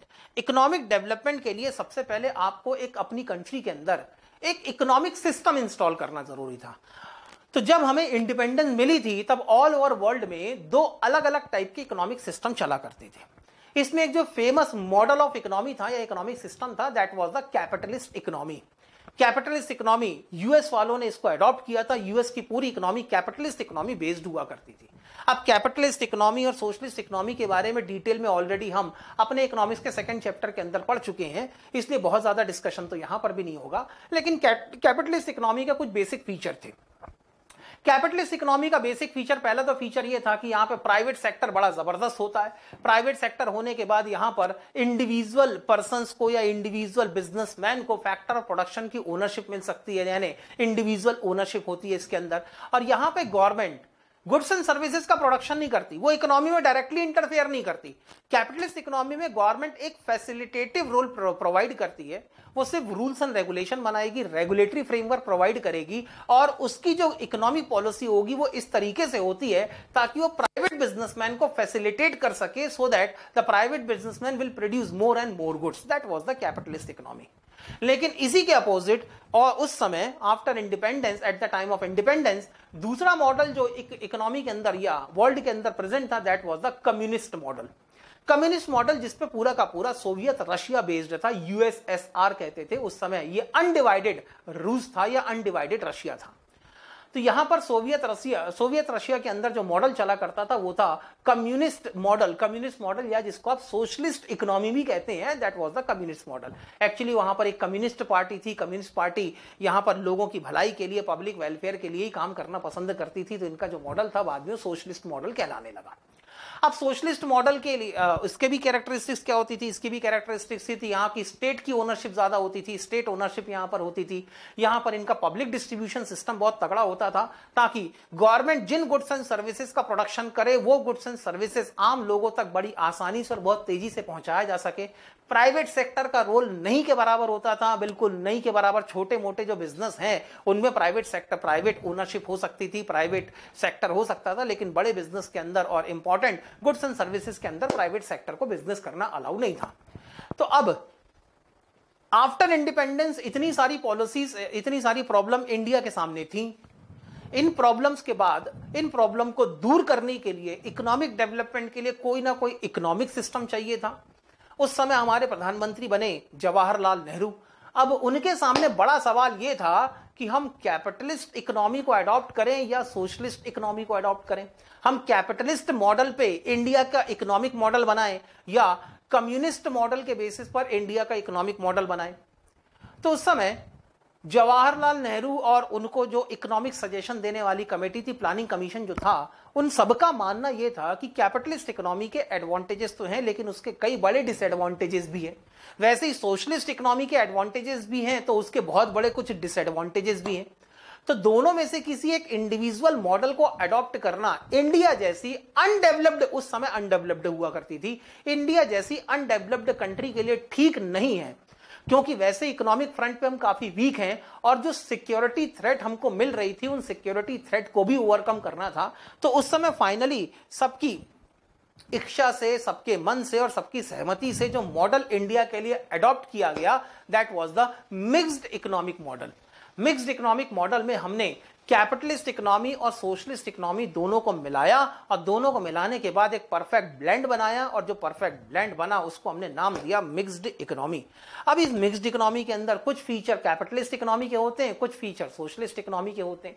और यहां पर मिक्स्ड इकोनॉमी का बेसिक ऑब्जेक्टिव जो डिसाइड किया गया वो दो ही बेसिक ऑब्जेक्टिव थे। पहला था यहां पर एक तो इकोनॉमिक डेवलपमेंट और दूसरा national integrity. Social economic development and national integrity पूरी तरह से हासिल हो सके, इन फ्रंट्स पे गवर्नमेंट को पूरी सक्सेस मिल सके और गवर्नमेंट अपने ऑब्जेक्टिव को पूरी तरह से कंप्लीट कर सके, इसके लिए दोस्त यहां पर मिक्स्ड इकोनॉमी वाला कंसेप्ट इंडिया में आया। मिक्स्ड इकोनॉमी के फीचर्स क्या थे? तो मिक्स्ड इकोनॉमी के कई फीचर थे। सबसे पहले मिक्स्ड इकोनॉमी का इंपॉर्टेंट फीचर होता है दोस्त प्लानिंग कमीशन। इकोनॉमी के लिए शॉर्ट टर्म प्लानिंग क्या होगी, इकोनॉमी के लिए लॉन्ग टर्म प्लानिंग क्या होगी, किस तरीके से प्लान बनाए जाएंगे, शॉर्ट टर्म प्लान कैसे काम करेंगे, लॉन्ग टर्म प्लान कैसे काम करेंगे, ये प्लानिंग कमीशन सबसे यहाँ पे इंपॉर्टेंट रोल प्ले करता है। हालांकि 2014 में जब एनडीए की गवर्नमेंट बनी और नरेंद्र मोदी साहब हमारे प्राइम मिनिस्टर बने, तब उस समय उन्होंने प्लानिंग कमीशन का नाम बदल के नीति आयोग कर दिया, या आप ये भी कह सकते हैं कि पुराने प्लानिंग कमीशन को पूरी तरह से डिसमेंटल करके उन्होंने नया नीति आयोग बना दिया। लेकिन नीति आयोग आज भी वही काम करता है जो उस जमाने में प्लानिंग कमीशन किया करता था। प्लानिंग कमीशन इंडिया के इकोनॉमिक डेवलपमेंट के लिए सबसे ज्यादा रिलाय अगर किसी पे करता था तो वो थे इंडिया के लिए 5 ईयर प्लान। सबसे पहले इंडिया के लॉन्ग टर्म सक्सेस के लिए स्ट्रेटेजीज बनाने के लिए 5 ईयर प्लान बनाए जाते थे और उन 5 ईयर प्लान के ऑब्जेक्टिव्स को हासिल करने के लिए छोटे छोटे शॉर्ट टर्म प्लान बनाए जाते थे, जिसको हम लोग कहते थे बजट। तो बजट अगले एक साल का जो गवर्नमेंट का प्लान होता है वैसे ही वो जो बजट बनता है, वो अपकमिंग 1 ईयर के लिए जो गवर्नमेंट का प्लान बनता है, वो गवर्नमेंट का जो एग्जिस्टिंग 5 ईयर प्लान है उनको ऑब्जेक्टिव को हासिल करने के पॉइंट ऑफ व्यू से बनाया जाता है। तो ये जो प्लान होते थे उसमें अगले 5 साल तक गवर्नमेंट का इकोनॉमिक फ्रंट पे किस तरीके से काम होगा, गवर्नमेंट का काम करने का तरीका क्या होगा, रवैया क्या होगा, गवर्नमेंट किस तरीके से काम करेगी, कैसे प्रोसीड करेगी, गवर्नेंस के लिए गवर्नमेंट किस तरीके से काम करेगी, ये सारा 5 ईयर प्लान में होता था। 5 ईयर प्लान बनाने का एक एडवांटेज ये होता था कि यहां पर एक वाइड रेंज पॉलिसी बन जाती थी, एक लंबे समय के लिए एक पॉलिसी बन जाती थी और हमें उसी लंबे समय की पॉलिसी में एक बड़े ऑब्जेक्टिव को हासिल करना आसान हो जाता था। इसीलिए 5 ईयर प्लान ज्यादा इंडिया के अंदर इंपॉर्टेंट हो गए। इन 5 ईयर प्लान के अंदर बहुत सारे अलग अलग मुद्दों पे कंसंट्रेट किया गया। जैसे पहले 5 ईयर प्लान के अंदर एग्रीकल्चर प्रोडक्शन पे कंसंट्रेट किया गया ताकि हम एग्रीकल्चर प्रोड्यूस के बारे में मामले में सेल्फ सफिशिएंट हो जाएं। हम जितना अनाज खाते हैं कम से कम उतना तो हम खुद उगाएं, दूसरों से अनाज इंपोर्ट करने की जरूरत ना पड़े। फिर किसी 5 ईयर प्लान के अंदर इंडस्ट्रियल डेवलपमेंट पे कंसंट्रेट किया गया। फिर किसी 5 ईयर प्लान के अंदर एक्सपोर्ट प्रमोशन के ऊपर कंसंट्रेट हुआ। फिर अगले 5 ईयर प्लान के अंदर फिर किसी 5 ईयर प्लान के अंदर इंपोर्ट सब्स्टिट्यूशन पे काम हुआ। कभी फॉरेन एक्सचेंज रिजर्व ज्यादा से ज्यादा कैसे क्रिएट किया जा सकता है, इंडस्ट्रीज के लिए रूल्स एंड रेगुलेशंस कैसे बनाए जा सकते हैं। That was all the part of mixed economical feature. इसके बाद कई अलग अलग फ्रंट पे कानून बनाए गए, क्योंकि मिक्स्ड इकोनॉमी थी तो ये भी डिसाइड करना था कि प्राइवेट सेक्टर किन गुड्स एंड सर्विसेज का प्रोडक्शन कर सकता है, प्राइवेट सेक्टर किन गुड्स एंड सर्विसेज के प्रोडक्शन में या किन इंडस्ट्रियल या किन सेक्टर के अंदर एंटर नहीं कर सकता, वहां पे सिर्फ और सिर्फ गवर्नमेंट ही प्रोडक्शन करेगी, गवर्नमेंट प्राइवेट सेक्टर को अलाउ नहीं करेगी। तो यहां पर कौन से रिजर्व्ड सेक्टर होंगे, कौन से अनरिजर्व्ड सेक्टर होंगे, इनके लिए कुछ अलग अलग कानून बने। और इन्हीं इकोनॉमिक पॉलिसीज के अंदर इन्हीं पॉलिसीज के अंदर पोस्ट इंडिपेंडेंट पॉलिसी के अंदर सबसे ज्यादा ध्यान रखा गया यहां पर नेशनल इंटीग्रिटी का। नेशनल इंटीग्रिटी के ध्यान रखने का मतलब यहां पर यह है कि कई तरीके से यहां पर पहले तो डिफेंस पॉलिसीज बनाई गई। डिफेंस पॉलिसी इसलिए बनाई गई ताकि हमें जो बाहर से थ्रेट मिल रही थी, कभी पाकिस्तान से, कभी चाइना से, कभी इससे, कभी उससे, उन थ्रेट को ओवरकम किया जा सके। उनको ही बताया जा सके कि भैया हमारे हिंदुस्तान में भी लोग रहते हैं जिनके अंदर देशभक्ति जागती है। हालांकि आजकल हमारी देशभक्ति साल में सिर्फ 2 ही दिन जागती है, 15 अगस्त और 26 जनवरी को। बाकी देखते हैं बाकी क्या करना है। उसके बाद यहां पर इन्होंने बहुत हद तक जो इंडिया के अंदर प्रॉब्लम चल रही थी, कोहेसिवनेस चल रही थी, लड़ाई झगड़े और जो विरोधाभास चल रहा था, उसको दूर करने के लिए बहुत कुछ डिसेंट्रलाइज करने का जो सिस्टम था, इसको भी इंप्लीमेंट किया गया। मतलब सेंट्रल गवर्नमेंट ने सारे इंडिया के इंटरनल सिक्योरिटी को अपने हाथ में रखने की बजाय उन्होंने सिक्योरिटी के मैटर को स्टेट को ट्रांसफर किया कि आप अपने राज्य में जैसा चाहें अपने सिक्योरिटी फोर्सेस को यूज कर सकते हैं for maintaining the internal peace of the state.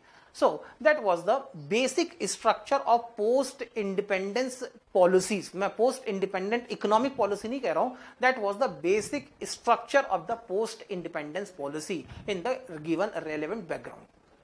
आज के लेक्चर को दोस्त हम यहीं रोकेंगे सर। अगले लेक्चर के अंदर हमारी जो मेजर इकोनॉमिक पॉलिसी में चेंजेस हुए थे 1991 में और जो इफेक्टिव हुए थे 1992 से during the era of PV Narasimha Rao and Manmohan Singh, हम वहां से अपनी इकोनॉमिक पॉलिसीज को समझना शुरू करेंगे और उस समय जो मेजर इकोनॉमिक पॉलिसीज के अंदर चेंजेस आए थे इनके बारे में हम नेक्स्ट लेक्चर के अंदर डिस्कस करेंगे और नेक्स्ट लेक्चर के अंदर हम अपने चैप्टर को भी खत्म कर देंगे।